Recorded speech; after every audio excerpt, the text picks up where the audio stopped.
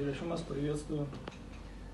В дополнение хотел бы отметить, что политическая культура в нашей стране и ранее не была образцовой на фоне возможности писать анонимно, а значит безответственно.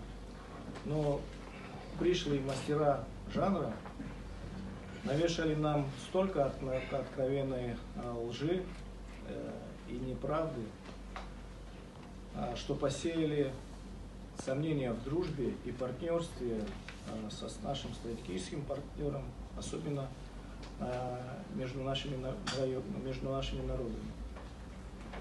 Количество политтехнологов, притянутых в Абхазии, сегодня исчисляется многими десятками, которые предопределили победителем заранее уже кандидата от власти. Навязывают нашему обществу разного рода социологические опросы, даже пришли к пониманию, что на время выборов все-таки свет, электроэнергию выключать не надо.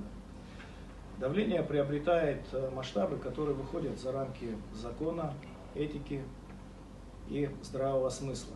Тут и желание за две недели до выборов открыть дополнительные участки за пределами Абхазии.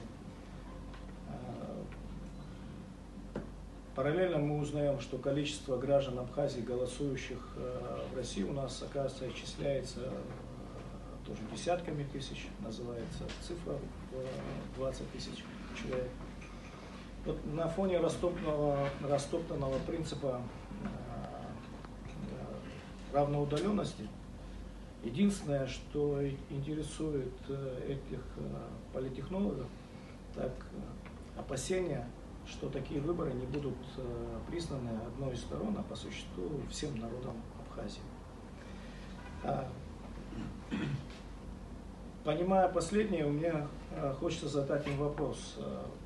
А чем связаны ваши опасения? Или вы заранее знаете о том, о чем нам суждено будет ознакомиться ближе к выборам, поскольку до вашего прихода у нас ни разу ни одна из политических сторон не ставила свой проигрыш, не ставила выборные цифры под сомнение, даже если они были минимальные, буквально 0,8%. Ранее только Сурков позиционировал себя в Абхазии как генерал-губернатор. А сегодня давление уже приобретает форму прямого подчинения. Впервые нам пытаются назначить руководителя со стороны, что, несомненно, приведет к поствыборному перманентному кризису. И в этой связи у меня вопрос. Социологические опросы, которые вы, господа, проводите, выдавая желаемое за действительное, это одна сторона.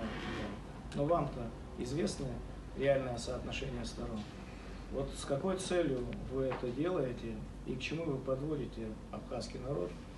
Неужели в том, чтобы показать несостоятельность нашего государства? Поскольку пока у меня других мыслей не вызывает. Вызывают сомнения, вернее. Спасибо.